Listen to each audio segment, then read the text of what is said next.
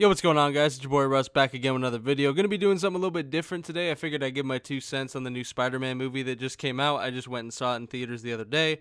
A little bit late, but obviously tickets were very hard to get a hold of within the first few days. And I actually did have something set up to go see it last Friday, but it unfortunately fell through. So I went and saw it Monday, and it was fantastic. Now, for those of you that don't know, I am a massive Spider-Man fan, as a lot of people in the world are. I grew up with them. I watched, the Tobey Maguire movies, the Andrew Garfield movies, and of course moved on to the Tom Holland movies. I played a ton of video games. I made videos on the channel about Spider-Man. So going into this movie, I was insanely hyped and excited, as were pretty much everybody. Not only for the expectations of it, but just for the fact that it's the third Tom Holland movie. I mean, there was a chance this wasn't even going to get made, just like The Amazing Spider-Man, because of all that fucking bullshit with the contract or whatever. So I was just happy that we were getting this movie. And then, of course, with all the rumors and all that shit, I ain't gonna talk about that. No spoilers. I'm just giving my, like I said at the beginning, just my 2 cents on the movie.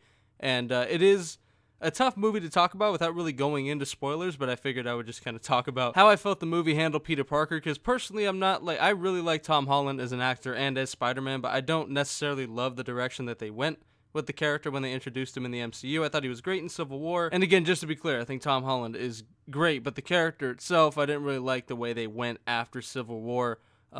Necessarily, there are a lot of things I do like. There are stuff that I don't like. Again, it's mainly like the kind of the strong connection to Tony Stark that kind of, I don't know, it didn't really feel natural to me, at least me personally. I know a lot of people it could possibly feel natural. Obviously, I am not judged, nor is anybody on that. Is all your opinion. And for me personally, I didn't necessarily buy it completely, partially, but not completely.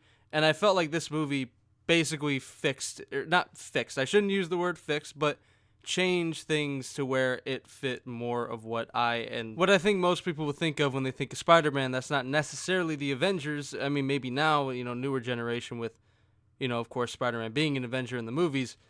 But this particular movie, No Way Home, did a good job of not really making that feel like that's all Spider-Man was. That's all he wanted to be. He's gotten past that, and you could tell that the growth of Peter and just the overall where he starts and where he finishes feels like a different person. And that is the biggest thing for me in this movie, other than the fact that the relationship between Ned, MJ, and Peter is obviously the heart of the movie. That's been said countless times, because the whole trilogy has been built on those three, and it still is built on those three. No matter what is around it, how good everything is around it, it lives and dies by those guys, and they all nailed it. And to me, that's the most important thing, just making sure you care about the characters first and foremost, and also having a good story around those characters. And this movie actually surprisingly did, or it kept me insanely intrigued, not only for the implications of things to come, but also I thought it was actually like a really smart plot. I really did. I thought it was fun. I thought it was cool. I thought it was a really cool way to introduce the villains. And speaking of villains, gotta talk about the villains a little bit. I won't go too in depth on many of them, but I guess I will just say that the big three, and Doc Ock, Green Goblin, and Electro, for me, those were the big three. Like out of the five, they were amazing. And Green Goblin, Willem Dafoe, is just the fucking man. I mean, there's no other way to say it other than that man is just so fucking good at being Green Goblin and loves doing it. You can just tell, and he is arguably to me better in this than he was in the first Spider-Man, which is crazy to say, but he just obviously is more seasoned with it, has done it before, and just felt maybe just that much more comfortable in it. Even though he was already so fantastic originally, he doesn't have the mask in this, which does show off his really creepy fucking smile. So you just saw more of that. And overall, I think I like this version of Goblin maybe, well, not this version, it's the same version. That's what's cool. It's the same fucking version from the Raimi movies I grew up and loved.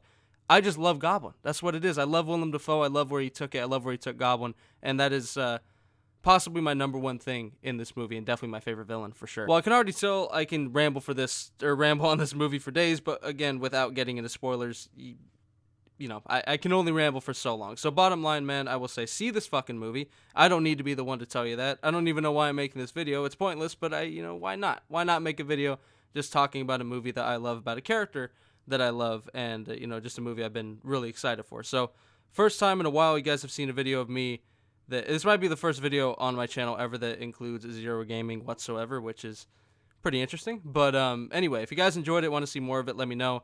And yeah, let me know what you thought of No Way Home. And yeah, other than that, that's pretty much it. Peace.